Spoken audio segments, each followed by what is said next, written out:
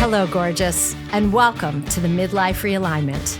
I'm your host, Esther Blum, and I'm here to disrupt the narrative on perimenopause and menopause with humor, nutrition, hormones, and fierce self-advocacy.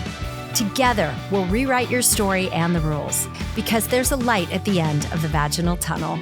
Let's go. After struggling through 15 years of perimenopause and menopause, visiting almost 20 doctors, experiencing metabolic syndrome, and being prescribed multiple pharmaceuticals, Stacy finally asked the question that changed everything. Why is this happening? With the guidance of a menopause-focused GYN and a nutritionist, that's me, Stacy discovered that her health challenges were rooted in menopause.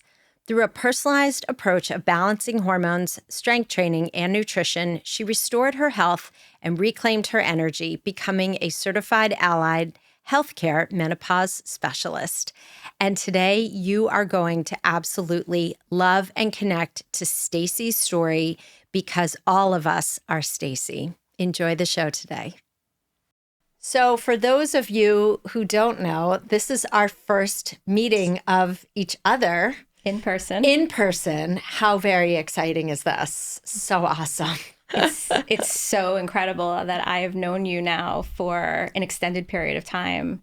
And you are such an integral part of this second half of my life and not having touched you before in person. I told Esther when we first met today, I took an everything shower for her.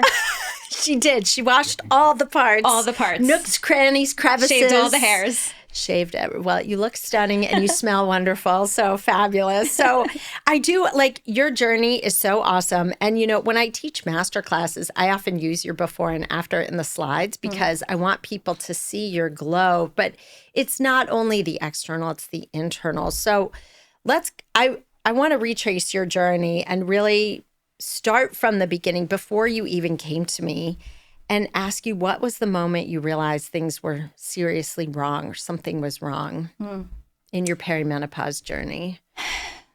Well, the perimenopause journey for me was extreme and long.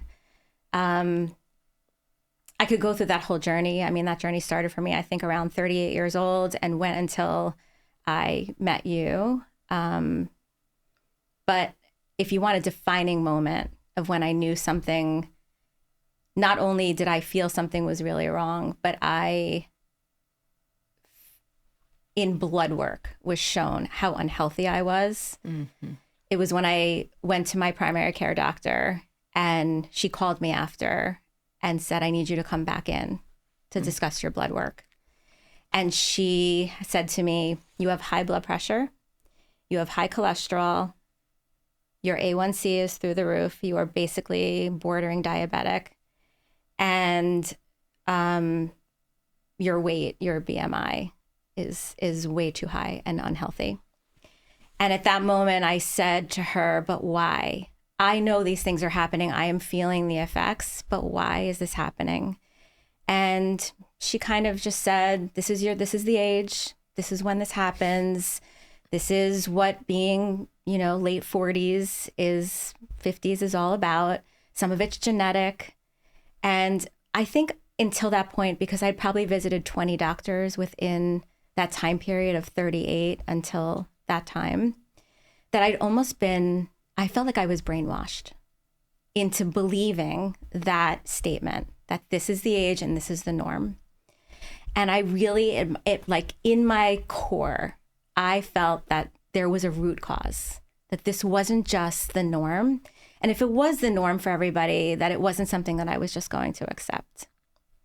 And I think that was the true defining moment, was being a person in the fitness and wellness space and being told that you are very unwell. And it's those moments that we start to gaslight ourselves, which is the worst part of all. In the midst of that, and how were your physical symptoms showing up for you in your body? What was the physical manifestation of your blood work? So physically, I'd put on about 25 pounds, actually 30 pounds, if I was being honest, of where I started. And that weight, of course, did not feel good on my body. I had I had terrible joint pain, especially in my hands. My hands were incredibly painful to use throughout the day. I felt exhausted. I was so exhausted. I willed myself to get out of my bed every day to go teach fitness classes. Could you imagine having to be on stage in front of 30, 40, 50 people and be faking it? And I would come home from there and I'd have to go back to sleep. I'd have to take a nap so that I could continue with the rest of my day. I have 3 beautiful boys, and at the time they were still home and I was taking care of them, and a husband and the rest of our lives, right? Life keeps lifing while you're in perimenopause. And I was just a shell of myself. I was nothing who I used to be. I was nicknamed the Tiny Terror by one of my best friends. He said, don't let her little body fool you. She's a terror. And the Tiny Terror was born. And I didn't have that spark of the Tiny Terror anymore. And I didn't really know what to do except like claw and fight my way through every day to try and be her, even though I knew that she was gone. But not lost. But not lost. Mm-hmm. But not lost. And were you sleeping at night during that time? What was your sleep like? I was not sleeping. I was having horrific hot flashes all day and all night. And the ones at night were so debilitating. I would line up 3 shirts at the bottom of my bed. I would have these horrific episodes. My bed is soaked. I'd have to put a towel on top because I couldn't change the sheets with my husband on the other side of the bed, which we eventually got split kings, so I could take care of it myself on my side. And I would have to change my shirt. I'd wake up, change my clothes, go back to sleep, freezing, finally back to sleep, and do that all over again at least 3 times a night. I was so chronically exhausted from that that the rest of my day was just impossible. And all the other things, I was having migraines. They were ocular migraines, which I didn't know at first when it happened. I thought I was dying. I pulled over on the side of a road. I thought I was having a stroke. And I called an ambulance, and the ambulance came, and they were like, we think you're having an ocular migraine. We're going to stay with you for a little while. I wasn't brought to the hospital, but those then became regular before a period, which were few and far between, but they would come. There were just so many things going on, and everyone chalked it up to, it's normal. This is what happens. This is natural. Which makes you feel like you're losing your fucking mind. It made me feel like no one cared. And I had such relationships with my doctors. I mean, I had been with you when you were like, it's time to break up with some of your doctors. Yeah. And not that they're not caring professionals, but they just weren't in the know of what perimenopause and menopause and the effects, and made me believe that I was just going to be sick for the remainder of my life. Like if I lived till the average age of 87 years old, that's what my life was going to be like. Horrible. Horrible. I remember you on our very first session, and you were wearing a gray hoodie that was over your head because you could barely make eye contact with the camera. And you said, I'm a shell of myself. You said to me, I have lost myself in this process. And like, A, of course my heart breaks, but B, then I get enraged because I'm like, and then C, I get excited because I'm like, we're going to turn this shit around for you. But before we turned all that shit around, okay, so what had you tried, if anything, before we started working together? Had you even had the resources or tools to try anything, or was it just physically going to doctors, hearing the same shit and trying to find a new doctor? So I did depend on medicine to figure out or to make sure that I stayed as much to myself as I was. I was put on Zoloft for hot flashes and for mood, which I'm not going to lie, it did help a little bit, but it also made me not me. It made me flat. I had no high emotions. I had no low emotions. For 4 years, I couldn't cry. Imagine not being able to show emotion like that for 4 years. I tried different forms of exercise. I changed what I was doing a little bit. I, in the meantime, had a knee injury and a knee replacement. I just had a knee replacement when I met you. I don't think that was due to perimenopause. I think that was more due to overuse. But I tried to change forms of exercise. I became very, very involved with yoga.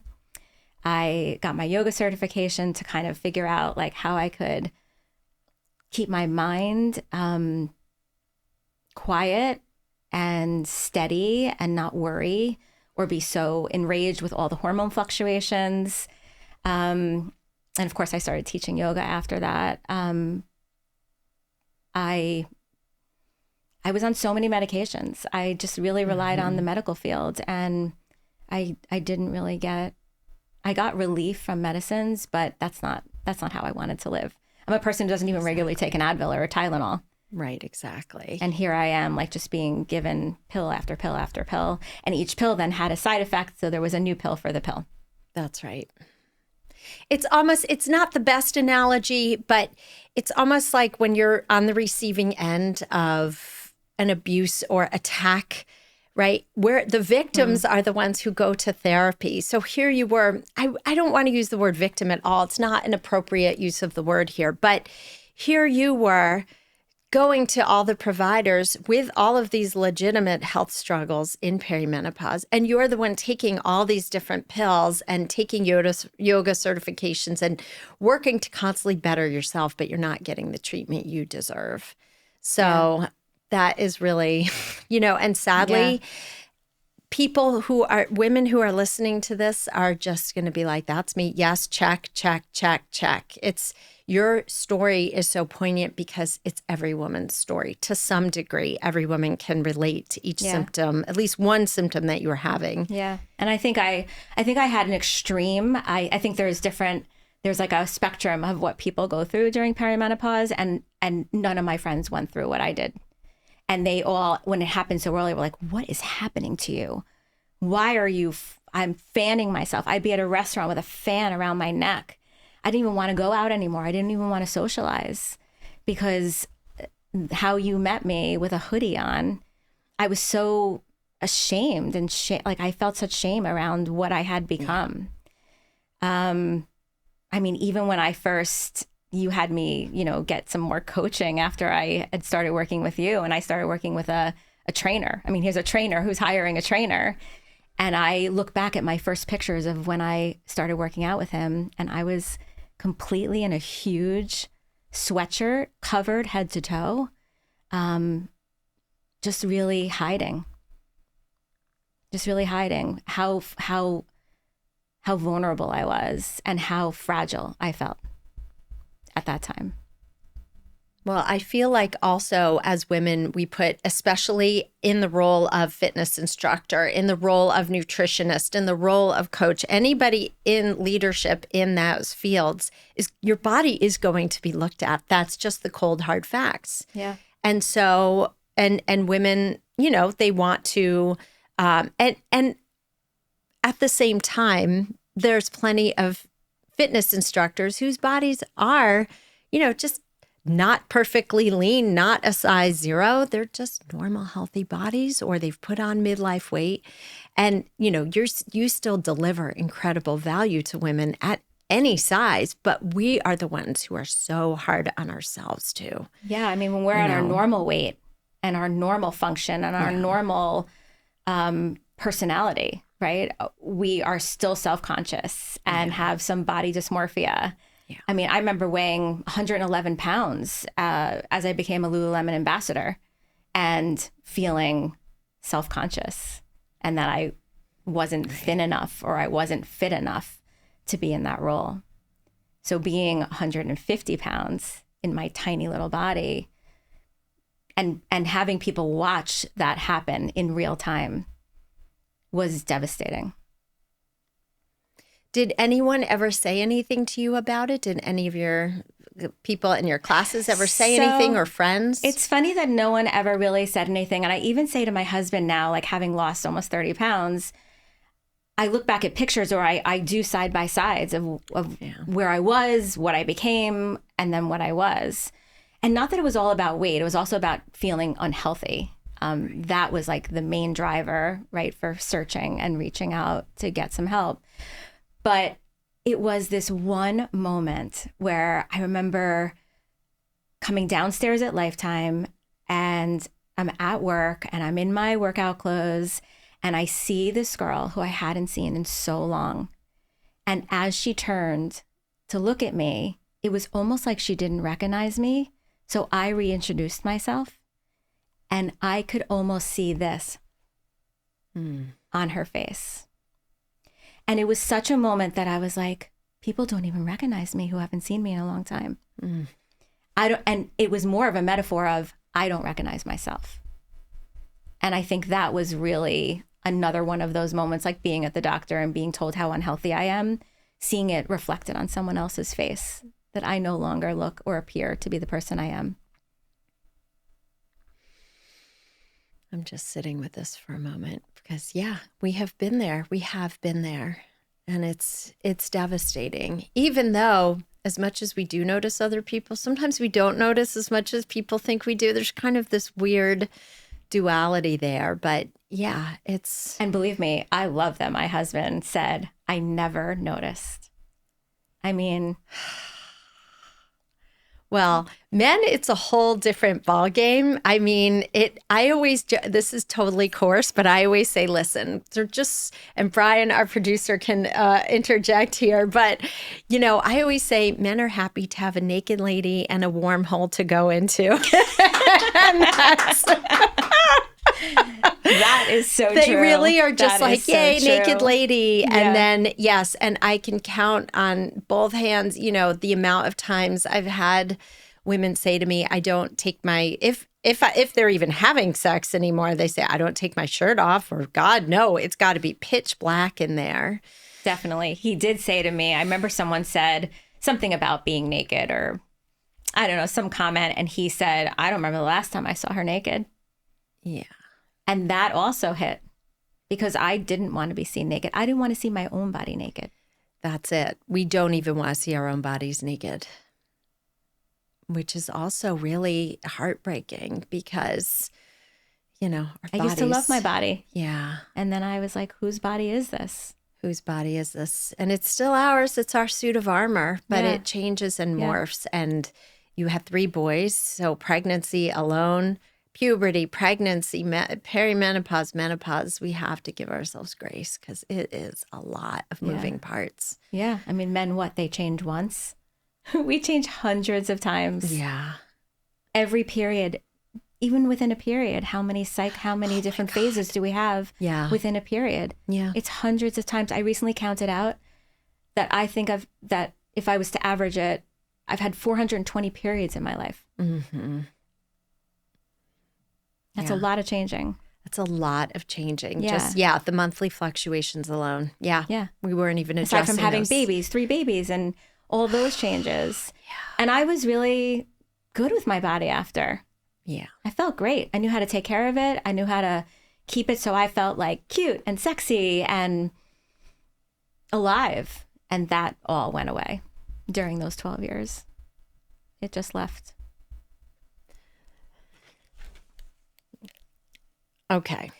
So I want to pivot just a little bit and really start to talk about your transformation. Okay. So you've somehow found me online, I guess. Do you remember how I found you? I don't. Forgive me.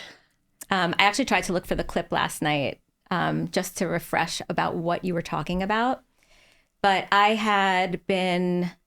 knew that I needed help. I got to a point where I kept thinking I needed help, but I'm like, I'm in this wellness space. I can do this by myself. Mm-hmm. And what always worked wasn't working anymore. And trying to make that work made me take on habits that were not great and not helping with the entire situation. I mean, for example, pretty much not eating all day or starting to eat at 11 o'clock, eating very little food throughout the day. And I could exist like that before. And now I didn't want to go to bed anymore. I was afraid to go to sleep because knowing what was coming. So I would stay up late. When you stay up late, you get hungry again.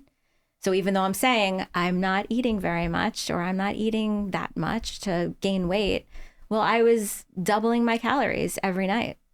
by snacking and having a glass of wine or two to help get myself to sleep, which we all know now is the opposite of what is good. And maybe we're talking about alcohol today or not, but I was doing all of those things. And I had reached out to 2 separate nutritionists before finding you. And once there was a price tag connected to it, it wasn't that I didn't want to pay. It was that, why do I need to pay? I can do this myself. But after going through that a couple times, it obviously wasn't working what I was doing. And in one of my saddest mornings, I mean, you were literally, I don't know how this happened. I do believe that things happen for a reason, and there's just a divine path or intervention every once in a while in your life. But I was sitting with coffee on a day off, and I always watch the Today Show. And there you were with Gwyneth Paltrow. And Gwyneth Paltrow was talking about her perimenopause, and you were talking about nutrition and gut health. And I was like, if she is good enough for Gwyneth Paltrow, then she is good enough for Stacy Lauber. And there was a thing at the end of how to reach out to you. And I remember it was Halloween. I don't know why, but it was 2023 Halloween. And I reached out to you. And I think just 2 days later, we had a consult. And we go through the whole thing. And I'm like all in because I am sad. And I definitely cried. I remember you asking me if I felt depressed. And no one ever asked me that before. And that brought on tears. I mean, it could make me cry right now just thinking about that feeling again.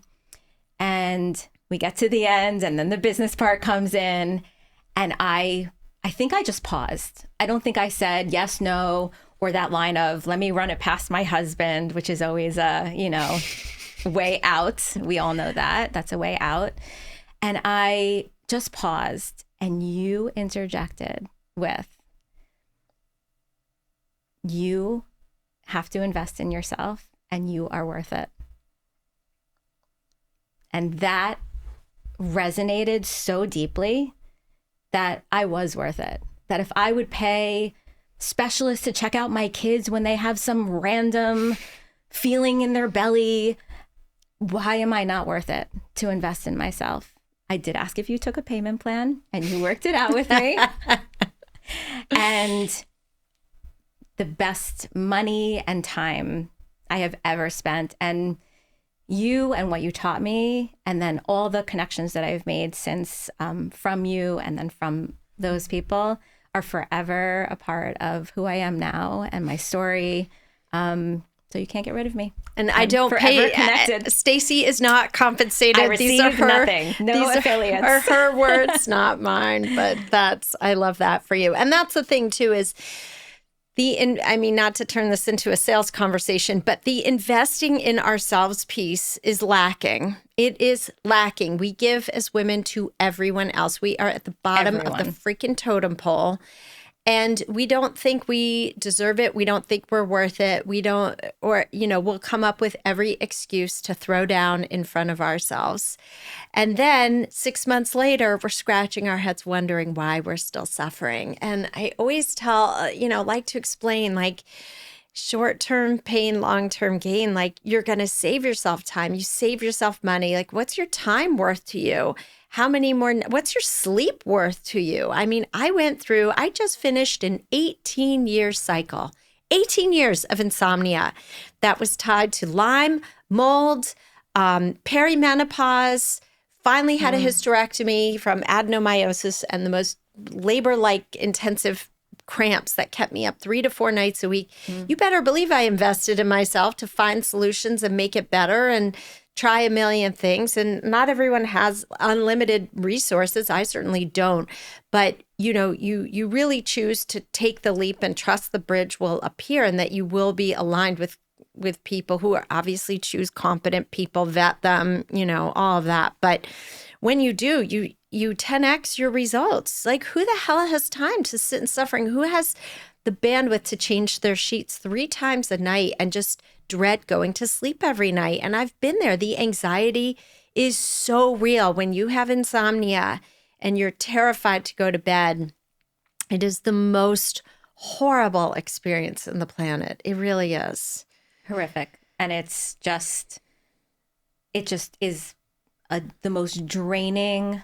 I mean, you have your son, and when he was a baby and you were up throughout the night, it was like the hardest time to be that sleep deprived. Yeah. But when it goes on for years, and everyone's just like, it's an invisible disability. No one, they're like, but you look fine. You look fine. You're teaching your classes, Stacy. You're fine. Nothing's wrong with you. Yeah.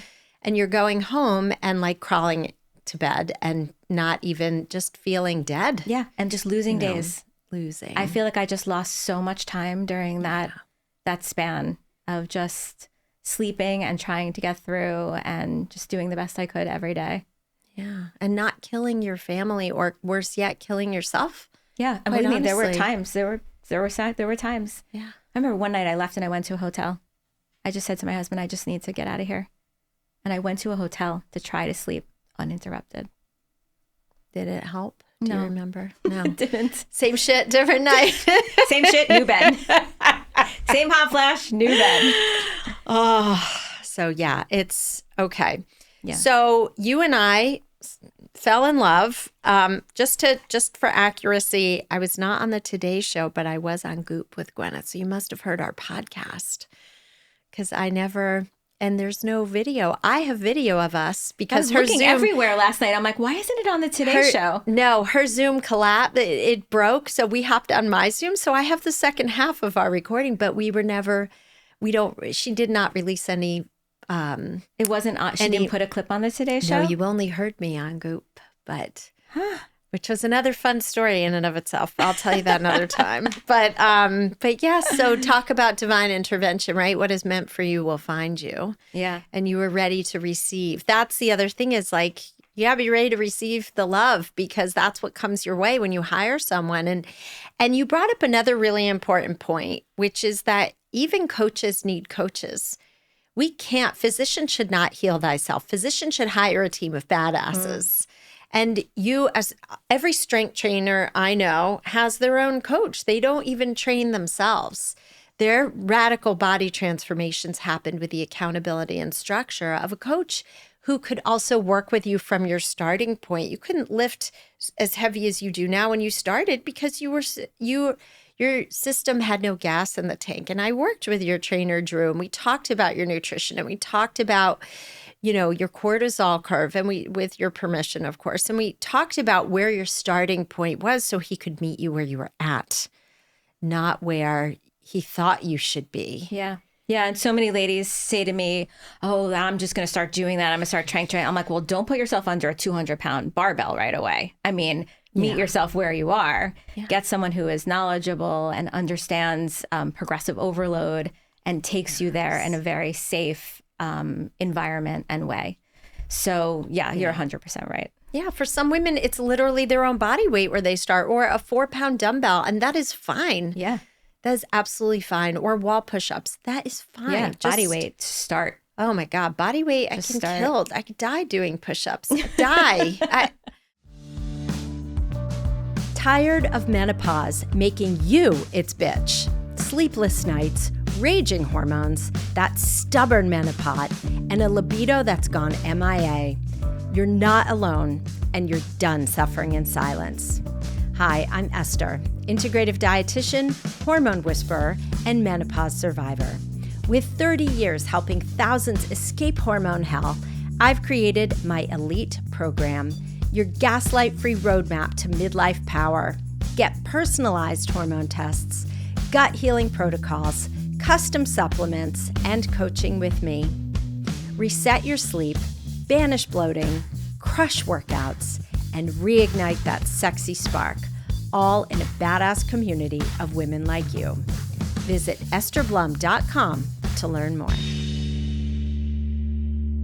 Oh, God, yes. So what were some of the initial changes that you noticed? We first started with adjusting your macros. Can you talk about kind of your macro journey and your nutrition journey when you started? I could talk about it all day. So when I first met you and I thought I had a pretty healthy diet, you had me start tracking just to see what was going on within macros, which are nutrients like proteins, fats, carbs. And I learned about myself that I was eating 40 to 50 grams of protein a day. And of course, you're not satiated if you're not eating a lot of protein. And of course, you're having muscle loss, which happens during this time of life for women anyway. But if you're not supporting it through strength training and macros, then you're going to lose it even faster. And I had pretty much lost most of the muscle that I had ever built. When I finally was brave enough to get on a, what is it called? The, where you hold the in-body machine. And I was blown away that my body fat percentage was at 38% and my muscle was not anywhere near where it probably was or should have been. I wasn't on one before, and I was too delicate in the beginning to be like measured. Drew and you wanted me to have some measurements, but I just felt like I couldn't handle that at the time, which is fine. I know the progress. I can see it, in my body and now on the in-body. But changing that, and you really coached me on how to get there because it took a long time. When you said to be eating my ideal body weight in protein, I was like, that's like eating a whole cow every day. I mean, that's eating a tremendous amount of food. And it took a really long time. I think by the time you and I were kind of closing up our 6 months together, I was just making it to like 100, 120 grams of protein a day. And you gave me digestive enzymes to help. Yeah. And we were working on all kinds of things. I had H. pylori you had diagnosed me with at the time. Yeah. Food had been sitting, so getting rid of that helped digestion. Everything was flowing better. But it took a really long time. I have so many friends that are like, how long did it take you to lose blah, blah, blah? Because when we're talking as women to women, we really care about the numbers on the scale and losing weight and whatever that amount is. And people want it fast, right? We want it fast. And me too. When I first started working with you, I started to gain weight because you were trying to, I think you called it refeed me. And I had put on some weight, which was scary in the beginning. And you just kept saying trust. It took a long time. It took me about a year and a half to lose 25 pounds. But I know now that it happened through learning macros, learning what and it's still to this day, I'm still playing around with where is my maintenance level? Like how many calories can I eat within these macros to maintain my weight? Where am I to lose if I need to go back into a calorie deficit? And playing around with those fats and carbs, which I've learned a lot. And I think I have different theories about, like, for me, fats and carbs, and that it almost really doesn't matter once I hit my protein goal, playing around with those fats and carbs, just getting them in and hitting fiber goals, because you need a certain amount, right, of getting your fiber to make your digestion work the right way. So macros, to me, has become probably one of the best things I've ever learned in my life, because I eat more food now, and believe me, and I know you do, eating is so much more fun than starving. Eating food is so much more fun. Yeah. And I eat so much more food, and I feel, people ask me all the time, well, what's your cheat meal? I said, honestly, I don't have one. I don't need one. I am so happy with everything that I eat every day. I look forward to all my meals. It's not a diet. It's just a way that I organize the food groups, the macros. Yeah. And I have never, ever in my entire life been happier with the way that my nutrition is. And you are so lean and healthy and fit. So the biggest struggle for women, especially in midlife, is often digesting red meat, because our digestion goes to sleep when estrogen, and particularly progesterone, which is a motility agent, when progesterone decides to take a long ass nap, and not come back to life, then digestion and regularity slows. Plus, you had very low digestive enzymes with H. pylori. So what are some of your tips from you personally, Stacy, to what enabled you to build up your protein, and what were ways that you do it? What did your eating look like when you did start to ramp up your protein? What are some tips and tricks? Well, in the beginning, I was relying a little bit more on powders, like protein powders. In the beginning, I was only using vegan. Now I can tolerate whey, which is so interesting that I've been able to tolerate more food groups than I were before, or different enzymes that I couldn't tolerate before. So I think some of the best tips are actually what you did was giving me just a list of all the different macronutrients instead of giving me a prescribed diet. I think the best way to go about it is to write down all the things that you love to eat and then organize them. I almost call it like, it's like a game, like it's gamifying it. To me, anything you can gamify is like, for example, in the beginning of the day, you take out your calculator or whatever macro thing you use. I use Carb Manager, and you like play around with all the macros. You put in like what you think you want to eat for breakfast, dinner, lunch and dinner. A lot of times I'm food prepping at least one meal a day. So that's like a given. And then play around with all the numbers until it comes out to what you want to. And then it's like backtracking, then go and eat it. Sometimes it doesn't work out and you need to like play with it at the end of the day. End of the day, I got there, it's like 90 grams of protein. I'm like, ooh, I can have a Ninja Creamy tonight because that's another 25 grams and it'll get me to my goal. So I think it's finding what works for you, what you love to eat, and then plug and play. Yeah. Amen. And that's why it's interesting, my practice has evolved where people used to ask me for meal plans all the time. I really don't get those requests very much anymore. And I don't love meal plans. I do give people sample ideas for how to structure a day, but I don't love it because you're never going to learn if you don't plug and play yourself. If you don't spend a minute taking care of yourself and saying, okay, let me track my food for 3 days and just see where my baseline is. And then, okay, well, here's a list of high protein foods. I can add those in, and making it a game. I love that you made it a game. That's how I feel too. I hated tracking for years and years. And finally I was like, just like you, no different than my own clients. I practice what I preach, where I'm like, this is actually fun. This is an embarrassment of riches. I can't eat enough food at the end of the day to even meet my needs. Yeah. I'm always working to build my protein because I have decent appetite regulation. Sometimes I'm just truly not hungry and I'm like, I don't want to eat. But, so it's exciting and fun when you do it that way because you never feel ashamed and you never feel bad. It may feel scary at first, but when you learn to trust, it definitely feels scary. It was when you terrifying. told me the amount of food I was going to have to eat, I was like, I can't do that. This is not, I can't work with you. I can't do this. This is crazy town. And now it's like literally a whole new appetite unlocked. I mean, when we go out to dinner now, my husband's like, you used to be the cheapest date.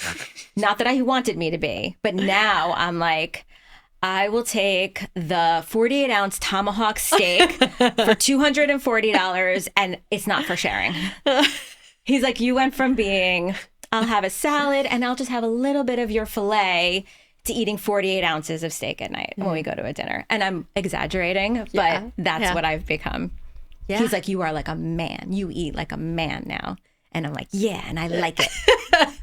It's true. I eat more protein and solid macros than my husband. I always tell him he's under eating. Yeah. I call my husband a prostitute. I say I'm the carnivore and he's the prostitute. Wait, I'm totally stealing that. I'm stealing that.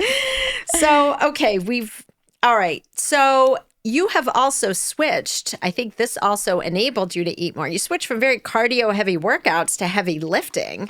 So like what surprised you there? What was anything? So you and I are very similar age and we grew up in the time, 80s and 90s, when we killed ourselves with cardio. Literally killed ourselves. And the more I thought about that, the cardio is making you hungry. I mean, I was a runner for a very long time, hence the knee replacement. And you're starving. I mean, there were times where I was training for a half marathon and I would put on a few pounds because you're starving and you want like carbs and that's what you crave. I really started to feel like with my knees, with my joints not feeling the best and not wanting to be like that kind of hungry. And listening to you and hearing that strength training was the way to go. And it's something I had done so long ago, but I kind of stopped. Yeah. It was extra time. It was another workout. And for me, that my whole day is working out. It meant another hour after teaching classes. But you suggested hiring or going and finding a personal trainer to get started. And it was the best thing I ever did. I mean, my trainer, Drew, I knew him from Lifetime previously, and he went out on his own. I was really, again, like covered and didn't want anyone looking at me. So working out where I work just didn't feel good. And having a little bit of privacy. I know when you and I met, you were asking, like, could you share this, whatever. And I was very private in the beginning. Yeah. I really didn't, I'm a very open person and I wear it on my sleeve, and I wasn't feeling that at the time. So working out with Drew and having accountability to go at first it was 2 days a week, and then I switched to 3 because I wanted more of the results that I was seeing, made a huge difference. And I think it also turned the tide for me having a hard time eating macros to being a person who never woke up hungry and didn't want to eat until 11 o'clock. I wake up, I'm like, where's the food? Where is breakfast? Like the thought of leaving the house without something in my hand that is nutrition is crazy town to me now. Yeah. I ate a bar, like sitting in the parking lot waiting for you. I am hungry. Not all the time. I'll have meals and I can go 4 or 5 hours, but I wake up like ravenous now. And I know it's because of muscle development. That's right. And revving up my metabolism again. I'm like I feel like I'm burning all the time. Like after I work out with him and I eat like a little bit of carbs, fats, and protein in the car, I'm like, I feel it's like gone already. I'm like, I'm already ready for another meal in a couple hours. And what do you eat post-workout? So depending on the day, if this is an early workout or a later workout, I've become, is it okay to say a brand? Yeah. Okay. Oats Overnight. This brand, you can order them online. They come in a packet. They're 20 grams of protein and I think like 6 grams of fiber in each packet. Ingredients are super clean and yum. And I mix it with like a Fairlife milk, which has 13 grams. So it's 33 grams of protein. And it's like drinkable. You can do it to eat if you think that's gross to drink your oatmeal. I love it. Comes in a shaker. You just on the go. So sometimes I have that before and then a meal after. One of my favorite meals right after. I call it a smash burger. You take like a Carb Balance wrap. Trader Joe's has them, or just Carb Balance, the brand, and taking 4 ounces of lean turkey meat, 99% turkey, fat-free, smooshing it onto the thing, turning it meat side down, frying that up, and then on top putting low-fat cheese with more protein and a drizzle of Bolthouse dressing and some lettuce and avocado. It's like, it's a protein packed, but it tastes like junk food. But it is so healthy and it's such like good. I mean, aside from the wrap, nothing in there is even processed. So good. So good. I'm drooling. My mouth is watering so just good. listening. Yeah. We're gonna have a very high protein lunch after this, so don't you worry. All right. So, you know, one of my favorite quotes from you is, I remember on our last session, and I think we were both crying, and you were like, you brought me back from the dead. So, which just, that is really pretty much the greatest compliment anyone can receive. But can you paint a picture of what that now means and what your life looks like now? Yeah. You did. I feel like I was almost like a, I don't know, Stacy 2.0, unlocked, back into the world. I feel like if I was like a cowboy, I'd be like, yeehaw. And if I was like a crack addict, I'd be like on that high of cocaine. I feel when I enter a room now that I am not only who I was before, but 10 times better. I know so much more about myself. I wouldn't say that I'd want to go through that whole journey again, but I do feel like where I am now and the things that I'm doing, going through all of those things and experiencing practically every symptom. I mean, what did they say? There's over 60 symptoms of perimenopause. Yeah, it's over and menopause, 80. right? Yeah. Up to maybe like people have counted. Someone, I think Mary Claire Haver even say she counted like 100. Yeah. That I wouldn't want to go through it again, but the journey for what I'm doing now is making me, I'm very relatable because I can empathize with any symptom and I don't think you're crazy. And I believe where you are is really hard. Yeah. And like how you said when you first met me, you were really sad because I was in that hoodie and I looked like a shell. But you were also really excited because you knew what you know and you knew you were going to take me from that shell into, you know, the person I am today. So from that point, you had introduced me to Dr. Suzanne Fensky. So I kind of broke up with my gynecologist and met a new gynecologist who spent an entire hour with me, clothed, asking me questions, hand on my shoulder while I cried, and gave me HRT. And 24 hours later, and like that's a really good point, Esther, that and it's something I talk about a lot with women because I've become like the go-to person to come to out of my friends, out of I've started doing workshops. And for some people, I think when I met you, I started with you, we had to wait like 3 months for testing to come in. That was the hardest 3 months of my life. I counted down every single day. And then the day I started with you, you told me about Suzanne Fensky because you're like, I really think you could benefit from hormone replacement therapy. I got in on a cancellation with her the next day. So where people would say like, do one thing at a time, for me, I know that I was so lucky and fortunate that it was kind of like throw it all at the wall and see what sticks. Yeah. Because I think the hormone replacement therapy gave me, I felt very unmotivated, gave me sleep back. And therefore I was able to follow through with all of the new nutrition and new lifestyle changes that you coached me through. That brought me to this place where I could thrive by just doing it over and over, rinse and repeat every single day, but with so much joy.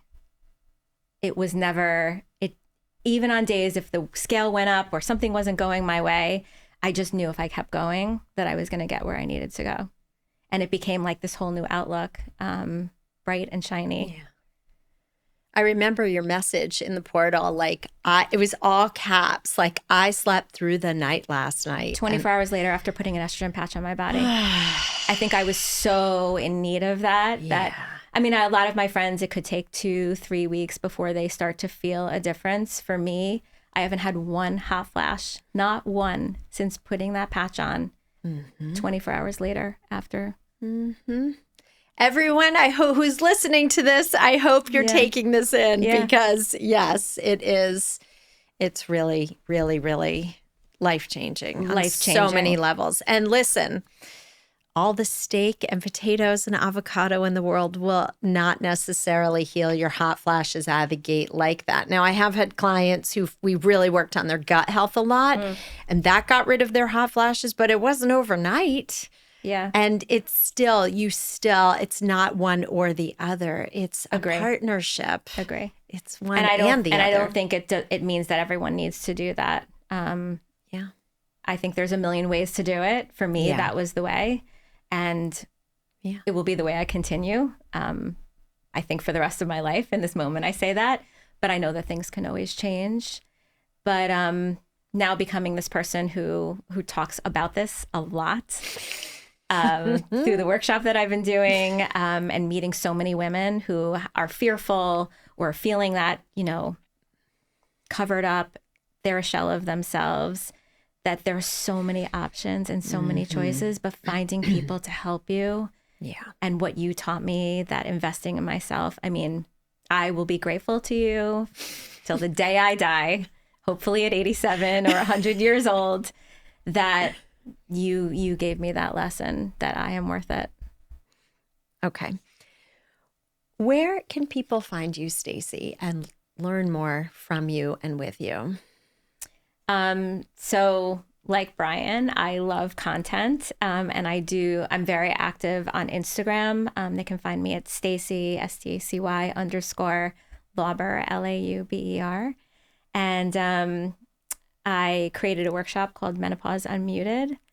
And originally that really was about unmuting all of the things about perimenopause and menopause, to bring those, just the facts to it, to light, and to explain what the downstream of estrogen does in your body, making real attempts at lifestyle changes, and talking about, pills, patches, and beyond possibilities. I studied extensively for 6 months with Heather Hirsch, and took her course, Allied Healthcare Workers, which I begged her to create, and she did. And this workshop has really become more than unmuting those facts. I have found over the last year that it's really unmuting the individual more than it is unmuting menopause. Anyone can find information. You could chat GPT, you could AI information, but for someone to listen to you and to create, my favorite thing is community. And to create communities where women feel safe to talk together, and cry and support each other, and then see each other around town and be like, hey, did you ever reach out to that doctor? Did you start HRT? Did you make changes in your nutrition? How's the protein going? What are you eating? Just having those conversations has been like the most beautiful thing. One of the most beautiful things that I am the most proud of in my life so far. I'm so proud of you too. Thank you so much. Thank you. Thank you for sharing. I know this is going to land. Thank you. Thanks for having me. If you loved this episode, follow or subscribe to the Midlife Realignment wherever you listen to podcasts and on YouTube, and leave a review to help other women find this show.